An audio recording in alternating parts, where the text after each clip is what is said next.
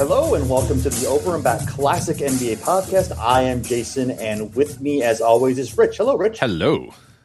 How are things going? Things are going okay. Yeah, it's been a while since we've done a show, and a lot has changed in my life, and it's all right. Yeah, things are going well. Yeah. Lots of big changes, of course, going on, and one big change is we have a new non-Wilt scoring leader in an NBA game. And it's, wait a minute, looking at here, Bam Adebayo. Wait, no, he doesn't score a lot of points. It was somebody else. It was somebody from the Miami Heat. Tyler Hero, I believe, was the one that did it. Yeah, because he can hit a lot of three-pointers, so it's, I imagine, to get to 83. Was it Andrew Wiggins? No, Andrew Wiggins, maybe? Yeah. So I'm looking online. It also says Bam here as well. So, weird. But again, there's so much. I mean, you can't really believe anything on the internet anymore. No, especially not. Yeah, right. I don't know. Who could say? I mean, it's impossible to know one way or another if this actually truly happened. Because I'm looking at a couple different sources here. It appears that it was indeed Miami Heat center Bam Adebayo that scored 83 points. Well, let's just go with that, I guess. So yeah, we've checked our sources. All right, sounds good. Yeah. So weird, right? Yeah, what the hell? I remember you said you were the one that let me know that it was on the pace of happening. I forget. I was just doing something or whatever, and I get a text from you, and you're like, Bam might have 80. And I'm like, what? Yeah. I looked, and I'm like, what? Right. I'm like, which Bam? Like Bam, like the Bam that plays in the NBA, Bam, or like Yes.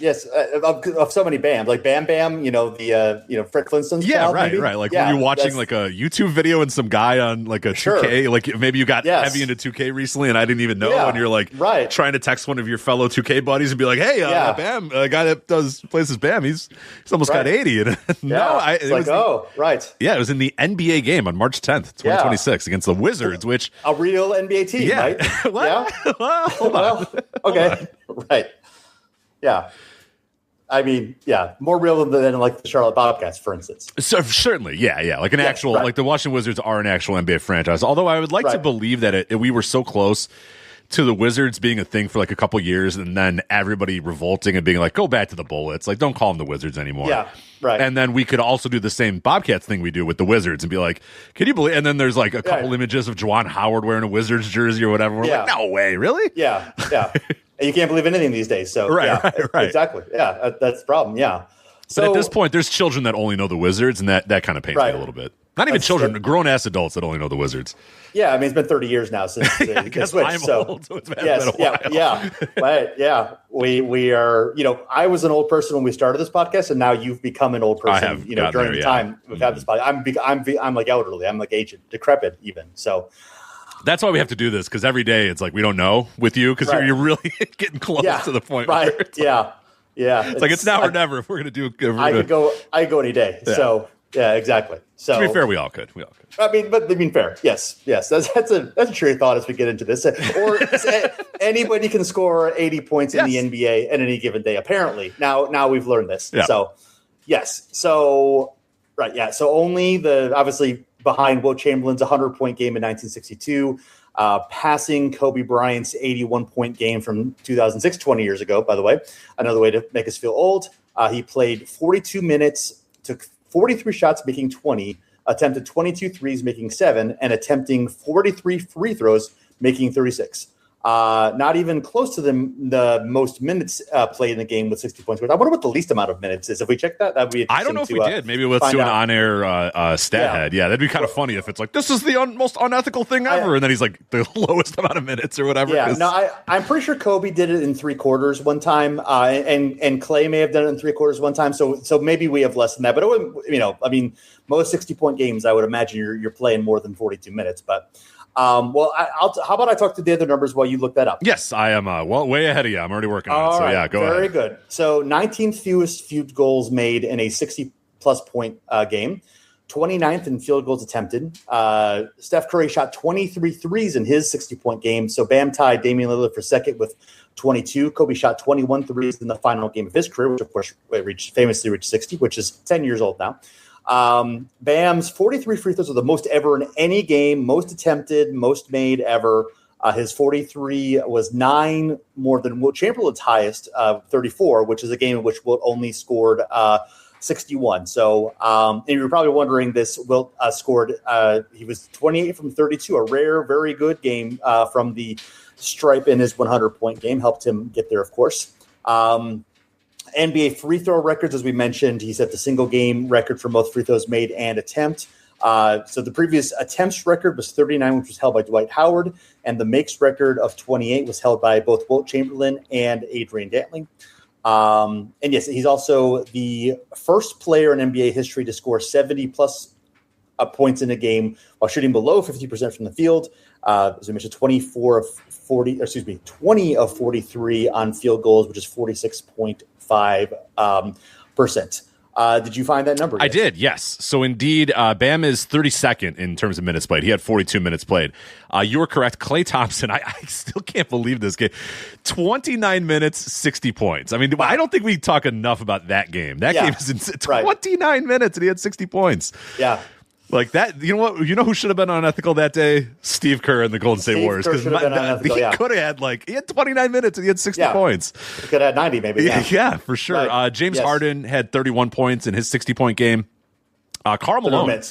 Karl Malone in his 33 minutes. We're going to talk about his a little bit later, too, because this was a big-time blowout, which definitely makes sense a little bit more than he only played 33 minutes, because that was one where I circled, and we'll talk about it later, and I was like, Karl, what are you doing, man? You're beating this team by like 55 points, but turns out he was out of the game already. It was the 1990 Milwaukee Bucks that he did that against, and then Kobe Bryant in 33 minutes got 62 against the Mavericks. And then finally, I'll round out the top five. George Gervin also 33 minutes in a 63-point game. Back in 1978. So Bam was in the 40s, which is where most people are in the 40s. We don't have for three guys. We don't have two Elgin Baylor ones. We don't have, and Joel Fulks. We don't have theirs. But Elgin Baylor was a 3 overtime game, so I imagine he probably played a pretty significant amount of minutes. And the most ever is Wilt Chamberlain, a 3 overtime game. He had 78 in a 3 overtime game against the Lakers in 81. Yes. Yeah, and that was the same game. He and 61, not 81. he and Baylor both were in that. That was the same game. Yeah. So, yes. So other. Real quick, not to interrupt, but you did, and you had a great note at the beginning of the notes we have here.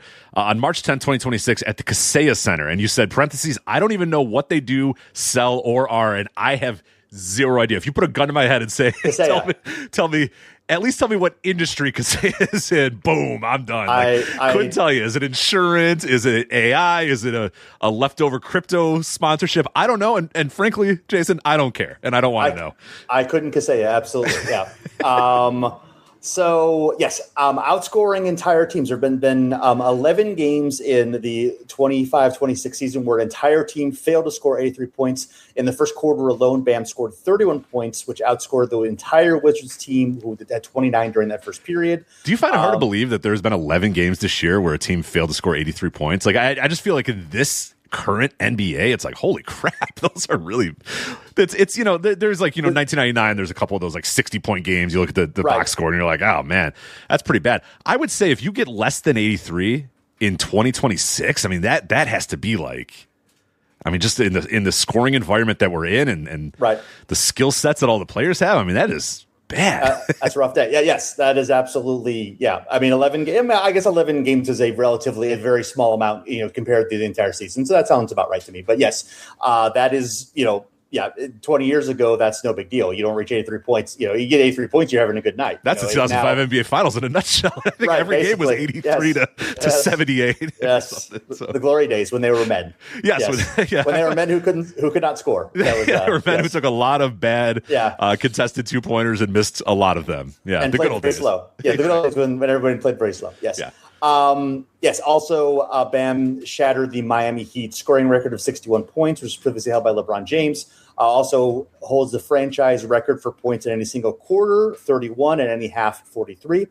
And, Bam is certainly a very, very good NBA player, 3-time All-Star, 1-time All-Defensive First Team. He's averaging this year 18.9 points per game, career average of, I believe he upped it now. It's 16.1 points per game. But before that, I think it was 15.8 before the game. Yes, right. So, heading into that, he was, suddenly,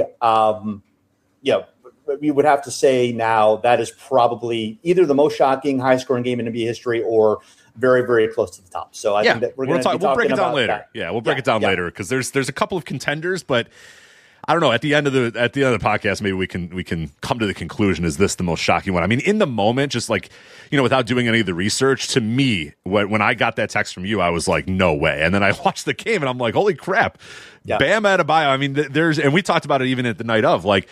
There's several players on the Heat that I would have said, if you told me Tyler Hero, I would have said, yeah, okay, that makes sense. Tyler Hero got real hot from three and hit 10 threes in the first quarter or some crazy number or whatever. And now he's just chucking and they're going in and it's like whatever, and then he's kind of getting fouled here and there and he's making all of his shots because he's a pretty high efficient player. So I could buy that. You brought up Andrew Wiggins, and Andrew Wiggins is the one that, again, would be shocking, but feels somewhat more likely just because a guard. You feel like a guard in today, especially in today's NBA, has a much better chance of getting to that 83 just by virtue of 3-pointers, getting fouled on a couple 3-pointers, making your free throws, that sort of stuff. Can get you up there. But as we saw with Bam, obviously free throws, you can do it pretty well with free throws as well. If you get a team that just doesn't know how to foul you, doesn't know how to defend you, and it will foul you enough where you get 43 free throw attempts. Yeah, it's it's going to be pretty good.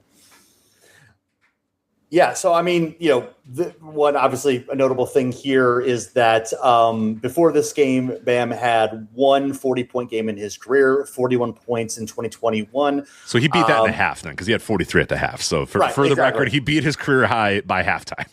Right, and he'd had I think 31 games total of 30 or more points in his career. Which again, very good number, but he certainly is capable of scoring.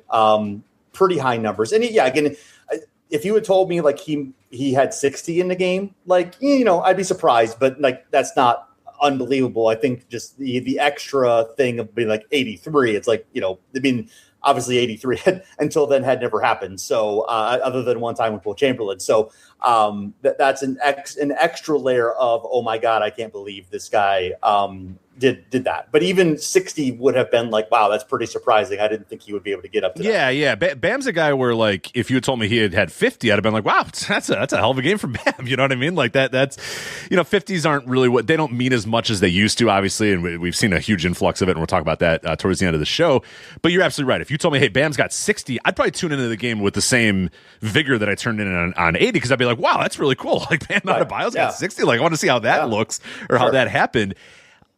To say I was floored when I knew that he was approaching 80, because I think you texted me as he was getting his, like, I think you were like, oh, he might get 80. I forget exactly when. I think he had 75 or something like that. Something like that, right. Yeah. And it's like, man, I just remember just being like, holy crap. But I think if you told me and texted me the same way and said, hey, Bam's almost got 60, I would be as equally surprised. So that's where, this 83 just puts into a completely new stratosphere. Again, when we're talking about the second highest scoring game in NBA history, and it's Bam Adebayo, you know what I mean? It's just like we're like a couple weeks removed from it now, and it's still, just saying it and thinking about it is just it blows my mind. Yeah.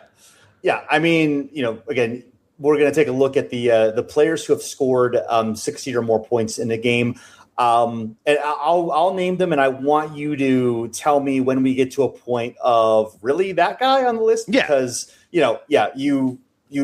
because how many guys on that list are you be like, there's no way that's going to happen. So, and we've done series for people that want to go in the archives. We've done series on 50-point games, and there are tons of like really that guy 50-point games. Like Tony Delk is a famous one, and there's many more. Like he's one that I always think of right away. But there are several guys that have gotten 50 one time in their career, and it's like, it's fine. It happens. You get a hot night or whatever. 60, I don't know. We're gonna find out here. Let's do it. Yeah. So all the 60-plus games in NBA history. We're also including the ABA and the BAA here. So Will Chamberlain 32 times. I know. First one right out of the gate. Yeah, really, Will? Right. Yeah. Yes. What did he do? Oh, he did 32 times. Okay. Yeah. Maybe that's not so surprising then. Yeah. Kobe Bryant 6 times. Michael Jordan, might have heard of him 5 times. Mm-hmm. Damian Lillard 5 times. Elgin Baylor 4 times. James Harden 4 times. Luka Doncic 3 times, including just recently after 9 days after Bam. Yeah. Right. 9 days after Bam did it in Miami. Devin Booker twice, Steph Curry twice, Karl Anthony Towns twice. So it's everybody who's done it more than once. Yeah, those are all fine for me. Towns is a guy who can fill it up. You might not. You might have some critiques about the overall game of Cat, but no doubt, man could fill it up and score a lot of points. Yeah. So. I mean, like kind of minor, but it's like, it's funny, like weird. Like, I kind of forgot about that, but like, yeah, he's a level of player that's like, yeah, not particularly shocking. So next we have Joel Folks. Maybe people may not know him that well, but he's one of the great early scorers in NBA history. We'll talk a little bit more about that. And the pace at that time of the game too is like, yeah, it makes sense. So yeah, it might be surprising to somebody that's not super aware of NBA history, but to me, no, Folks is definitely belongs there. I mean, he famously, the first one. So George Mikan, again, different era, but not a huge surprise. Jerry West. That makes sense. Now we got Stu Johnson. Okay, I think we found the first Stu. So we'll talk more about him. He did in the ABA, a little bit different context than some of the other guys. But next, Zelmo Beatty. Yeah, it's actually a pretty fun comp to Bam. Zelmo Beatty there. Right. Yeah. I mean, he was a very solid NBA player for a long time. He went to the ABA late in his career, helped Utah win a championship. Was a very good player, but I think kind of similar quality player to Bam, and also similar, style of player, big forward, center, good rebounder, that kind of thing. More of a solid guy than a spectacular guy, but we'll talk a little bit more about his scoring outputs as well, comparing him to Bam. But yeah, definitely a good comp. Next we got Larry Miller. Yeah, that's an interesting one, especially since I mostly think of him as an actor. Right. In various movies, I had no idea that he dropped 60 in professional basketball ranks. So good for him. Yeah, doesn't look like a player. I'll tell you. I don't. Right. No, you're surprised. Yeah, more athletic when he was younger, for sure. Yeah, I'm stupid. Yeah, a little more hair. Yes. Yeah, a little bit more. Yeah. Maybe it wasn't so white. Maybe it was less maybe white. Maybe not quite. Yeah. We got Rick Barry, Julius Erving, Pete Maravich, George Gervin, David Thompson. Yeah, those all work. Yeah. Larry Bird, Bernard King, and Tom Chambers. Maybe a little bit. That's a little. He was a good shooter. Tom Chambers was a better shooter though. So Tom Chambers is a guy who was like, if he was around today, I mean, man, he would be right in line with what everything else. I'm not entirely sure he was a better shooter, but he was definitely a more of a volume shooter. He's not a lot more. Yeah, that's true. Yeah, true. Yeah, right. Yeah. Karl Malone, as we've talked about, David Robinson, Shaquille O'Neal, Tracy McGrady, Allen Iverson, Gilbert Arenas. I think I guess Gilbert's kept himself in the limelight because of podcasting and all that. So people might people who weren't fans then might still know who he is and have some idea that he was a great scorer, because he's a guy you could easily kind of forget about because his shelf life wasn't great, but at his peak, he definitely was a very prolific scorer. So Carmelo Anthony, LeBron James, Klay Thompson, Kemba Walker, Bradley Beal. But same deal, like volume shooter, a lot of threes. Right. You could see and good at getting fouled and good at drawing fouls or whatever. So again, guy who now it seems kind of ridiculous in hindsight, but back especially the 21 Wizards where there's not much going on there. Right. The Wizards, there was just not much going on in the Wizards. I was going to say, that's, I'm sensing a trend about the Wizards here. Interesting. We got Jason Tatum, we got Kyrie Irving, Donovan Mitchell, Giannis Antetokounmpo, Jalen Brunson, Joel Embiid, De'Aaron Fox, and Nikola Jokic. Yeah, none of those really. I mean, Fox, I guess, a little bit, but he can fill it up pretty good. So no, I'm not. I'm not really surprised about any of those last guys you mentioned. So I think by my count, just kind of jotting these down, the ones that I thought of: Stu Johnson, Zelmo Beatty, Larry Miller, who, by the way, was an actual player, not Larry Miller, the actor. In case you guys are confused by that, I was joking. It is not the same person. I don't think so. I'm almost positive they're not the same person. It's not the same person. Yeah. And then that's really it. I think everybody else that we mentioned, I could definitely, if you told me they had scored, if you texted me and said, hey, blank has 60, I'd be like, oh, yeah, that makes sense. Kemba Walker. Yeah, of course, that makes sense. So, the only ones would be maybe ones where it's like the era that they played in, like Tracy McGrady, unfortunately playing in the era that he played, it was so slow that it was like, but Tracy was a guy who, if you told me Tracy got hot one day and got to 60, I'd say, oh, yeah, I believe that for sure. So, that I really only have those three, I think, and then adding Bam to that list. And Tom Chambers, I guess, would be a maybe for me as well. Yeah. So if you want to look at like career points per game, peak points per game, peak season of points per game, and then their second most points in a game, I think that's an interesting look at it. So first looking at the career points per game, he has the second fewest. Larry Miller was at 13.6. Bam is at 16.2 at the moment. Stu Johnson, 16.3. Joe Folks at 16.4. Zelmo Beatty at 17.1. Tom Chambers at 18.1. Then Klay Thompson at 18.6. The other guys who were under 20 are J.R. Brunson, Kemba Walker, and Tracy McGrady. But yeah, the guys that we kind of talked about are, Larry Miller, Stu Johnson, Zelmo Beatty, Tom Chambers. Larry Miller, let's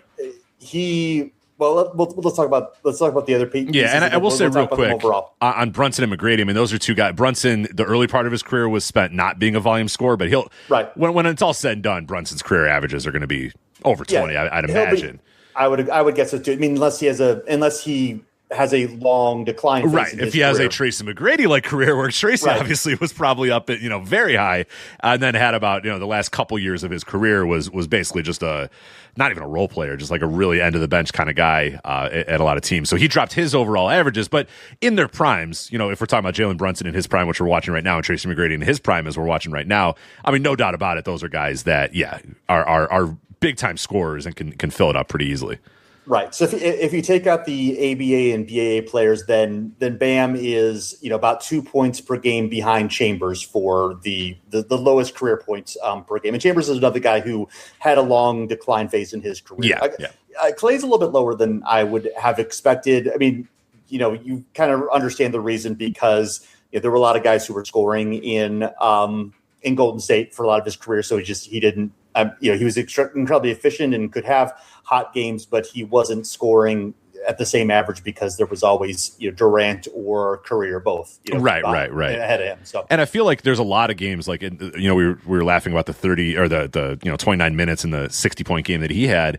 I feel like, and I've been to a couple Warriors games, Warriors Bulls games or whatever, where Klay is just on fire and he's got 33 by half, and like the Warriors are up by 20 and he just doesn't come back out. He just kind of sits there. I think there's probably, if you went through Klay's career, he feels like a guy who's got the most, like a lot of those games where it's just like, I'm good, man. You didn't need me for the second half, and they're like, not really, we're good. So it's kind of sort of what SGA is going through right now. Obviously SGA is the main guy for OKC, but they have so many blowouts that he only plays three quarters, and his scoring average may not be as high as it otherwise would be. Obviously it's incredibly high.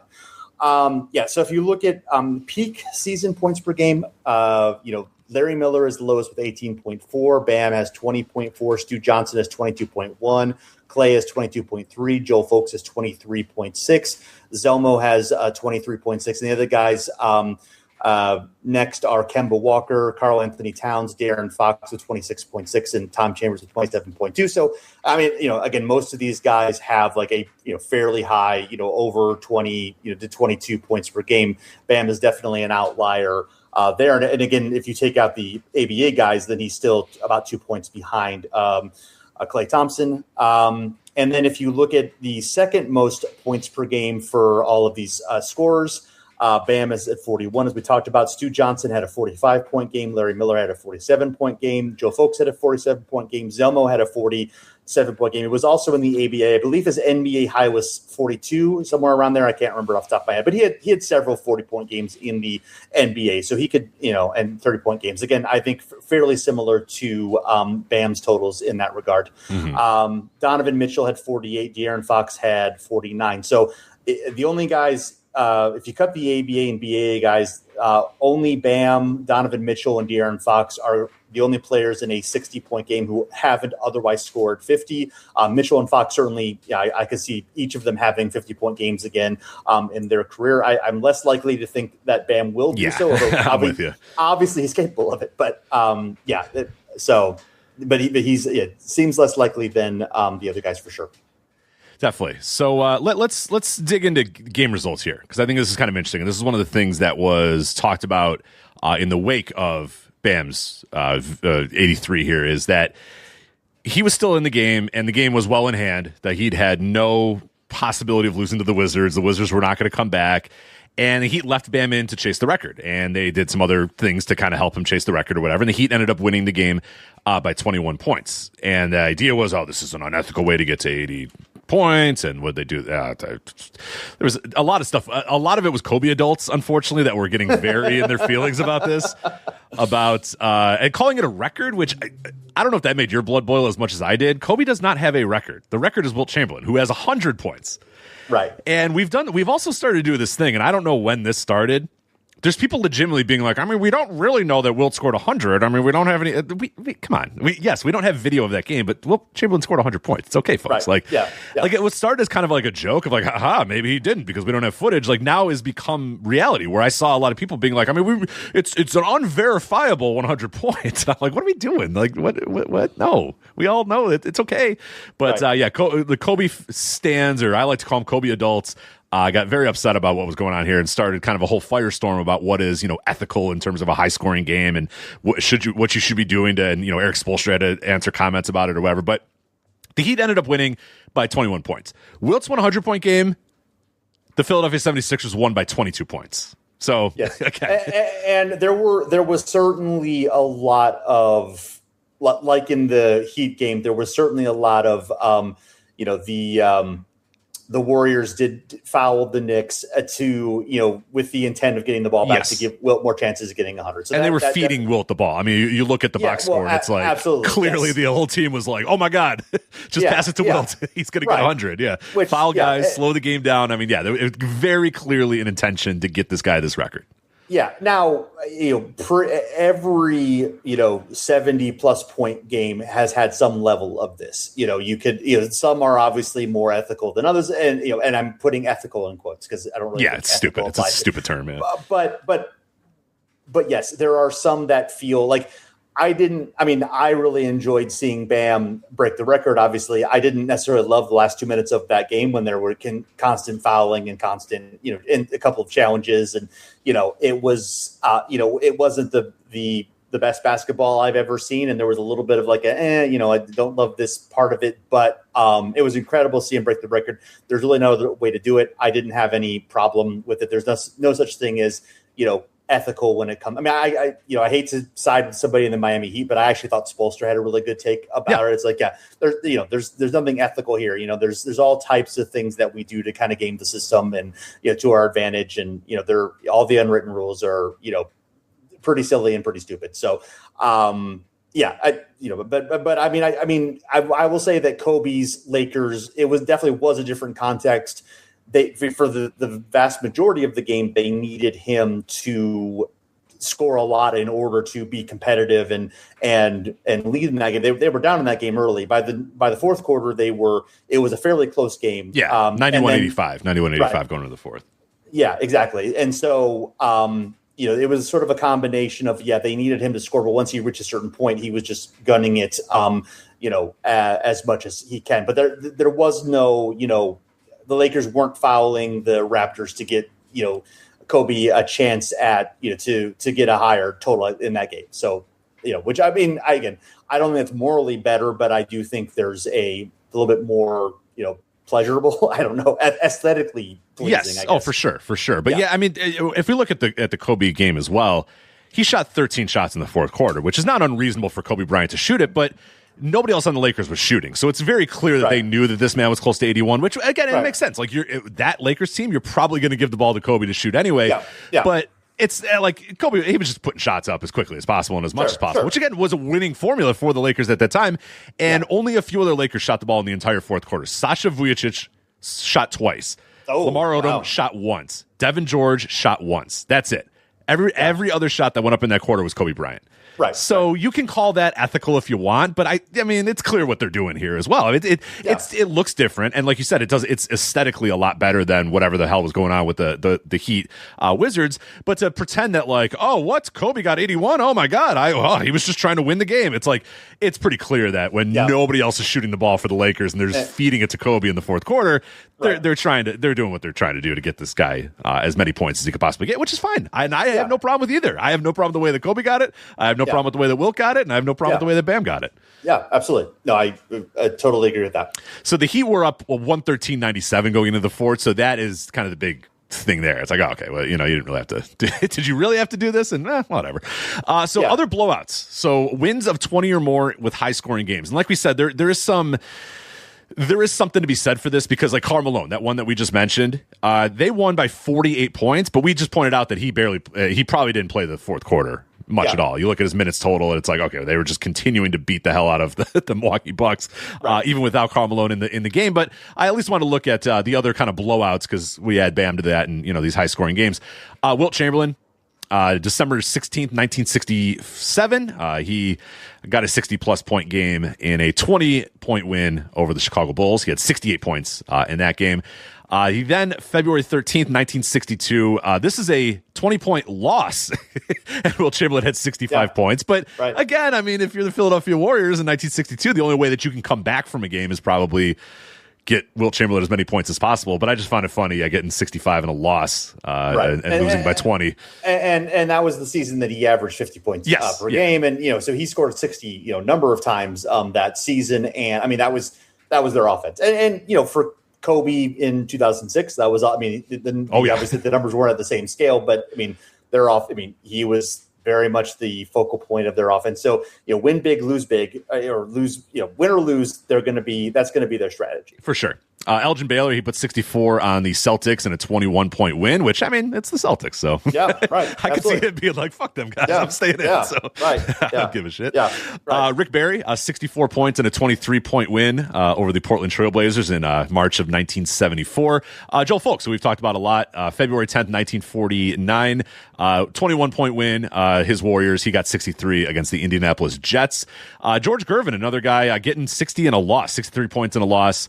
April 9th, 1978, 21-point loss to the New Orleans Jazz, which, man. Jazz, it's a long time ago. If they could have rode that momentum, that wave of momentum, the Jazz could have been in good shape. But couldn't happen. Yeah, of course, that's the same night that David Thompson scored 71 when they are competing for the scoring title. Yes. Right. So, So there's a very clear, I forgot it was that night. Yes. So that's you want to talk about unethical?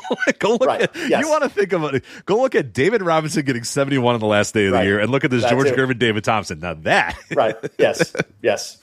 That's even more unethical to me than what they were doing. Although I don't think anything says, you know what, get your points. Stop them. Right. You don't want them to score 83 points? Stop them. Stop them. Yeah, exactly. Yes. Wilt Chamberlain, 62 in a 20-point win over the Knicks. Kobe Bryant, 62 points in a 22-point win over the Dallas Mavericks. Carmelo Anthony, this was fun. January 2014, New York Knicks, he scored 62 in a 29-point win against the Charlotte Bobcats. These I must have done it. I don't like to use AI, but I must have used AI for this one particular thing. These things are so fucked up. Charlotte Bobcats. Yeah, I imagine that's the Hornets. Bobcats. Yeah, like it's named after a guy or something like that. Or, right. Weird. Yeah, that's weird. Yeah. So anyway, a team, an NBA team from Charlotte. A lot of Bobcats in Charlotte, yeah. Of course. Yeah. Gotta watch out for them. 29-point win, I enjoy that a lot. A couple guys got 61 points here in big blowouts. Wilt Chamberlain, 22-point win over the Chicago Packers. That was in 1961 and 1960. Packers. Yeah, the fighting Chicago Packers. Yep. Now we know that one's true. Yeah. Yes. Yeah. Obviously, there was a team called the Chicago Packers. That makes a lot of sense. Yeah. Packers. Yeah, makes sense. Wilt Chamberlain did it in 1962 as well. Like I said, that is his big year. So, of course, the offense is just, well, what else are we supposed to do? We're just going to give it to Wilt. Right. Karl Malone, like we said, January 27th, 1990, a 48-point win over the Milwaukee Bucks. So this one I bolded immediately and was like, come on, Karl. Get out of the game, man. But then I looked and he got out of the game. So the Bucks just couldn't stop the Jazz, I guess. So maybe Benoit Benjamin also had 55 in that game or something. Or David, maybe it wasn't Benoit, David Benoit is who I'm thinking of, maybe. Oh, sure. There you go. Okay. Yeah, I'm trying to think of I'm trying to think of who I think of the 1990 Utah Jazz that would, fill out the scoring once Karl Malone sat on the bench. But was Thurl Bailey on that team? He was. So this is so nobody else scored that much. So I don't know what the hell happened here. Karl Malone had 61, Stockton had 10. Eaton had 2. Blue Evans had 2. Bob Hansen had 0. That was the starting lineup, by the way. Okay, all right. So on the bench, that's a fun era. Yeah, the bench guys did pretty well. Darryl Griffith had 19 points. Thurl Bailey, the aforementioned, had 12. And Mike Brown had 15. Yeah, not the same Mike Brown. Not the coach Mike Brown. He didn't play in the NBA, but the different Mike Brown. Yeah. So this is weird. Yeah, they. What a weird game. And the Bucks were They were good. Okay that year. They're a good team. Yeah, like I don't know, like 1990, that was all right. Yeah, they were. What the hell happened? Yeah. But there you go. So he got a 48 tonight. But I do want to apologize. You got to apologize to Karl Malone, Jason. Definitely apologize to Karl Malone. That seems like a good idea. You should do that right now in 2026. Apologize to Karl Malone. Okay, but, I will apologize to him for this particular thing and this thing only. He tried to get out of the game, it seems, and it just couldn't stop. But Shaquille O'Neal got a 60 plus in a win against the Clippers. I've seen that game, and it's like the Lakers tried to stop, but it was the 2000 Clippers. And Shaq's just like, I have to just score on these guys. Like, what am I supposed to do? I can't. I think part of it, Kareem was an assistant coach on that Clippers team, and I think Shaq had a beef with Kareem at the time, so that was part of it. Kareem probably said something that Shaq didn't like, and was that Shaq's birthday as well? That was Shaq's birthday. Yep, that is on NBA Hardwood Classics. They play this game all the freaking time, and I don't know why, but I watch it a lot. And it's one of those games where They get it down to Shaq, and Shaq's like, and he's just like, I have to score. I'm like, what can you again? I know. I guess. I have to. Like and the Clippers are so bad and just cannot defend. And it's, you can tell Shaq's got he's put a little extra sugar on it too. So I'm sure it's a little point at Kareem as it's going on as well. Sure. And then some 60-point games. Wilt Chamberlain, 1961, he scored 60 in a 21-point win over the Lakers. Tom Chambers, our guy Tom Chambers, March 24th, 1990, 26-point win for his Phoenix Suns there. Klay Thompson, we talked about this one, 36-point win, but I'm not going to bold that one because we know Klay got out of the game as quickly as possible, which a shame to all of us. James Harden, in a 47-point win, scores 60 points on November 30th, 2019. Should we dig into this one a little bit more? He played. I checked it now, and he played 30 minutes in that. So that was that game. Okay, so that's that game. Yeah. So he tried to get out too, and he just those 2019 Atlanta Hawks, he just couldn't stop. It wasn't a strong year for the Hawks. They got better pretty quickly though. So thankfully, they did. They were in the conference finals 2 years later, right? They were, yeah. It was a delightful time for all of us. That's going to be a great trivia question in like 15 years. Is like, who was in the Eastern Conference Finals in 20? I mean, the Atlanta. You'll never think. I don't know if I'll ever think of the Trae Young Atlanta Hawks. You will. Yeah, you're an idiot. But you're an Atlanta Hawks fan. Well, yes. All right. Although, right now, as we're recording this right damn now, March 22nd, 2026. By the way, I called you an idiot. I'm a Chicago Bulls fan, for God's sake. Right, I was about to say, but I didn't feel the need to. Right. Yes. Right. It's me. So, yeah. But right now, as we speak, and I would assume that if we never record another show ever again, if this is the last over and back we ever do, the Atlanta Hawks, they cannot be defeated. They are the greatest team in the NBA as of right now. Yeah, but actually, they lost to the Rockets on Friday. So, but it's okay. I mean, that one we're not going to count. So, yes. What, 9-1 in their last 10, right? I mean, you'll take that. Yeah, I mean, like 11-1 in the last 12. So, there you go. Absolutely. Yeah, extrapolate that. If you keep extrapolating that, that's really good. Right, that's really, really good. Yes, I think that's going to keep happening. Yeah, I sense that. If these trends continue, you'll disco stew. If these trends continue, hey, they're in the playoffs. So they're like literally in the playoff hunt right now. So they may actually make the real playoffs. It may not be a play-in team for like the 8th straight year. They might be. That must be fun to not be a play-in team. I don't know what that's. They might be real boys. Well, you guys aren't going to be a play-in team. No, not this year. No. Yeah. The last one, Kyrie Irving, March 15th, 2022, the Nets against the Nets, Kyrie Irving. Kind of forget all about that. I always do. Yeah, he played like 30 games there, but one of them was a 60-point game and a 42-point blowout. He played 35 minutes in this game. Okay. So a little bit unethical, but not. But it's Kyrie Irving, who is nothing but ethical. So. Oh, absolutely, Kyrie Irving, most ethical player that I can think of. When I hear the word, I just immediately think of Kyrie Irving. So you think of ethics, absolutely. Yeah. So there you go. I think of Karl Malone and Kyrie Irving. Absolutely. Those are the two. Yeah, the two Ks. So. All right. So, and these 60-point games, they just keep happening.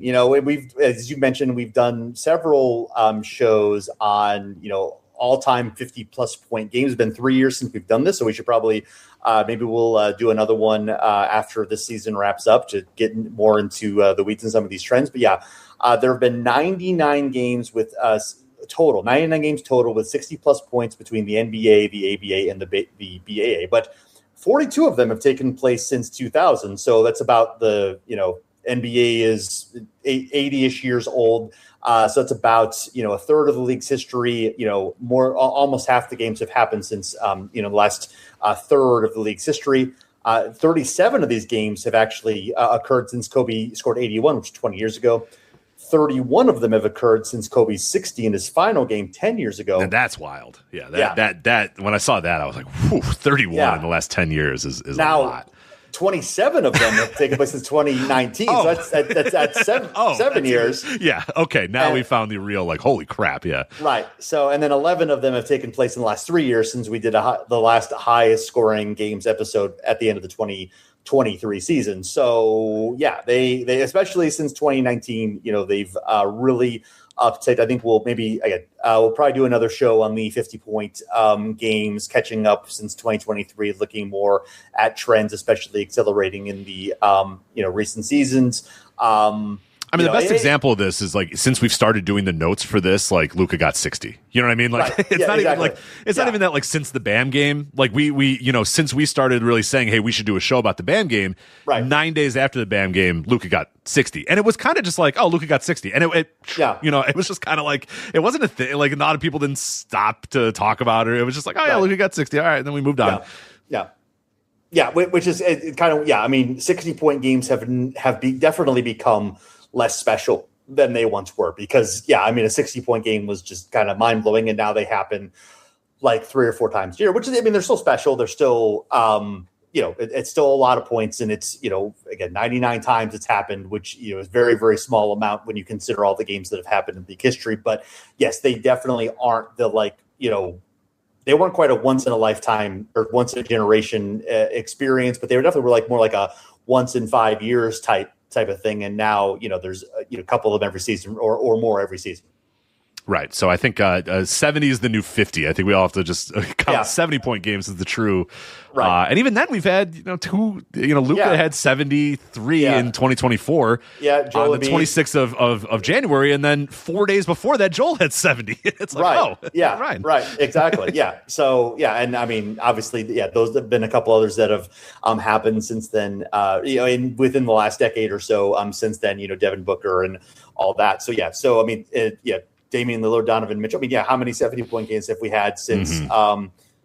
We've had several. We've had Luka, we've had Embiid, we've had Damian Lillard, we've had Donovan Mitchell. All 4 of those we've had 5 70-plus point games since the 2023 season.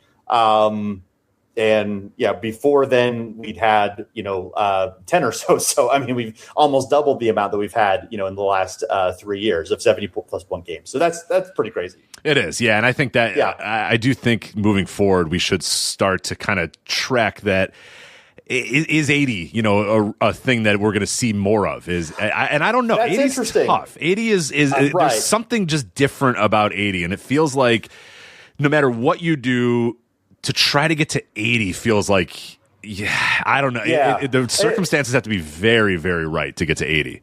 Right. It's weird because definitely it is easier to score in this era than it was 20 years ago with the pace and with, changes in defenses and changes in offensive strategy and all the different reasons, more threes, et cetera. You can score, more points more easily than you could 20 years ago. But if you're taking it just in an individual game, how much easier is it to score so many points in an individual game, than it was 20 years ago? I think those are two sort of different things to me, if that makes sense. Of course. Yeah. It's interesting. It's interesting to think about. Yeah. The fact that somebody's gotten to 80 and that so many guys, still obviously a relatively small number, but 70 is an increasing things, leads me to believe that we're going to likely see, maybe some more 80-point games in the future. Luka's obviously a candidate for something like that. He's still young enough. He's still, he just scored 60, obviously. He could do it. There's a handful of guys. Giannis is still putting up some pretty incredible games. He's getting older, obviously, but that's not impossible. Wemby, SGA, if he ever plays 4 quarters, there's, even Jokic. There's still plenty of guys who have scored 60 and even 70 in fairly recent years. It's like, that's not that much more. But again, once you get to that point, I mean, we saw how hard it was for Bam in basically a perfect situation, even those last, 2-3 quarters, because the Wizards were definitely doing everything they could to stop him, and took the heat, intentionally fouling and getting more possessions, and some luck for him to get to that point. Yeah, and there's factors that both help it and maybe hurt the possibility of it that I was thinking off the top of my head was, one is to help it is the tenor of the league, and if half the league are teams that are trying to lose on purpose, like you have a situation where if a guy gets hot and he's against a team of absolute bums because half the guys are hurt and you've traded all your good players or whatever, are young and aren't good. Yeah, so you can get a situation where it's like, Luka in the right situation against a team of 5 guys that are crummy and are on a team that's trying to tank or whatever. Yeah, that's not implausible that would help him out, and that's we're seeing it in a way that the league has never tanked before. I mean, we had a show, 5 years ago or whatever at this point about like tanking's not a new thing in the NBA. It's been going on forever, but the amount of teams tanking now has definitely. This is a pretty unique season in terms of there's like a third of the league that's tanking. Yeah, right. By the All-Star break, a third of the league is like we're out. Bye. Yes, and doing it very, very early in the season. I think that those things are much more rare than more traditional idea of tanking. So, right. So that helps it, but I do think what hurts the possibility of getting to 80 is how few guys want to play big minutes either, because it does require you playing most of the game. Like we've seen in these situations, a lot of the guys that had 60, Klay Thompson could have said, hey, I'll go for 90. Why not? But when presented with the idea of, okay, well, you could just sit on the bench for the next half or whatever, like a lot of teams are going to opt for that too. The Lakers, if they're winning by 30 and Luka's got 60, if they present Luka the option, hey, do you want to go out there and play? And he might say, yeah, I do. But for the Lakers, does it make sense to have Luka chase that, or does it make sense to have Luka, an off-injured player who's had many leg issues? Does it make sense for him just to say, hey, you know what, dude, just sit down, like you're good? And I feel like we see that more and more. You just talked about SGA. SGA could probably get 50 on the regular, but he doesn't play fourth quarters ever because why would you? They're up by 20. So good. And we want to win a title, so there's no point in letting that guy stay in the game. So I think that has changed a lot more than in prior years. Like there was no chance that the Philadelphia Warriors in 1962 were going to say, hey, Wilt, slap him on the ass and say, sit down, brother, you're good. Yeah. We're up by 20. Like, you're good, man. We're fine. Like, he'd play the whole damn game because that's just what you did. Right. So it's just that. Yeah. Sure. I mean, and that makes sense. And also, like, if Luka were again, scoring 50 points is not particularly that special for Luka Doncic. Scoring, 60. I mean, he's done it so many times, and probably will do it again so many times that, like, Bam Adebayo is never going to have a game like this again in his life. Like Luka might. Like, and Luka has high scoring games, like pretty regularly. So like there was an incentive for Bam to go for it because like it was never going to happen again for Bam. It might happen something like. In 83 is extreme, but somewhere around 60 or 70, Luka definitely probably will do again. So, like, his team's probably not going to push him in the same way that, Bam was pushed here. It's like, this is a once in a lifetime chance. It's either now or never, where Luka, he's probably going to have several nights in his career where, he can have, be a candidate for 70-ish points. That's a good point too. Yeah. And if you watch this Bam game, it's clear that everybody is in. They're like, "Oh my God, you!" Just like the whole premise of this episode. They're like, "Holy shit, you almost have 80 points!" Let's keep going.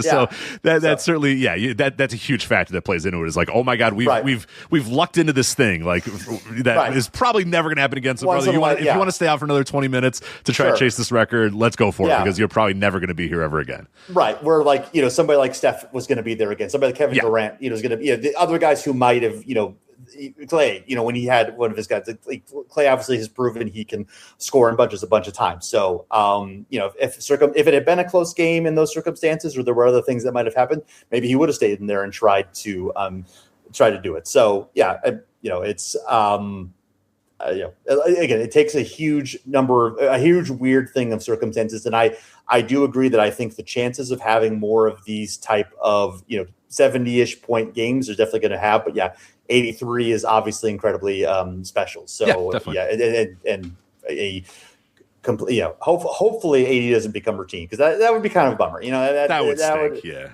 I mean, hopefully I don't think that's going to be routine. I think that's still going to be, incredibly rare. But I could definitely see, it coming. I could see other players having a chance at that again. Especially with just the way the game is, which I'm pretty positive on how the game is compared to how it was 20 years ago. But yeah, I don't want scoring to be so cheap that like 80-point games aren't incredibly special.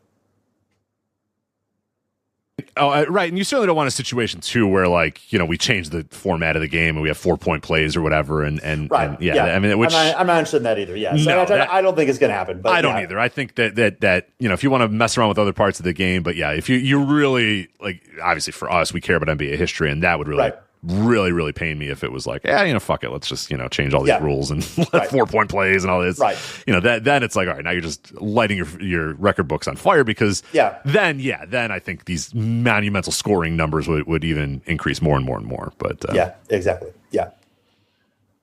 All right. Well, that's a good show. It was fun to dive into that and do some stuff. Yeah, I think we'll definitely have to do another follow-up on 50-point games and some of the scoring trends. When was our last game on our last show on 50-point games? Let's see. I mean, it was 2023. It was the end. It was like August of 2023, I think. So, so we have 3 years to cover of scoring games. Yeah, so. A lot of it. We only talked here about the 60-point scoring games, of course, but a lot of 50s as well. So a lot of players who are very high in those record books, and some interesting trends there as well. So those shows are always fun to put together. So we'll do something on that. Maybe see if we can illuminate any other trends. I might even have to use AI to evaluate some data, because one thing that AI does do pretty well is evaluate some data sets and pull some interesting things out. So I might do that, but I don't do it. I only use AI ethically. I'm just like Kobe. I only do it ethically. Yeah, only ethically. Yeah. Unfortunately, you should check though. If you do run these things through any AI, they do sometimes tell you that there's a team in Charlotte called the Bobcats. So just make sure. Okay. You always and that's the thing that. Right. Yes, they're very powerful tools, all this sort of stuff, but you always still need the humans to look at it, because absolutely it makes mistakes like that all the time, and it claims that there was a team in Charlotte called the Bobcats. It's hallucination. I don't know what's going on here. It's like the 6 hand, people with 6 hand, fingers on their hand. I mean, that's right. It's not perfect. So sometimes it'll say that the Charlotte Bobcats were an NBA team, which is just absurd. Okay. So. All right, so just make sure you double check, because it might double check. Absolutely. Yeah. Always give it the human touch if you can. Okay. So. All right. Fair enough. All right. Well, everybody, thanks for listening. Appreciate any ratings and reviews you want to give us. Good ones, really. We don't really want the bad ones. No, if you don't like us, just ignore us. That's fine. Thanks for listening. And you never know. We'll be back soon.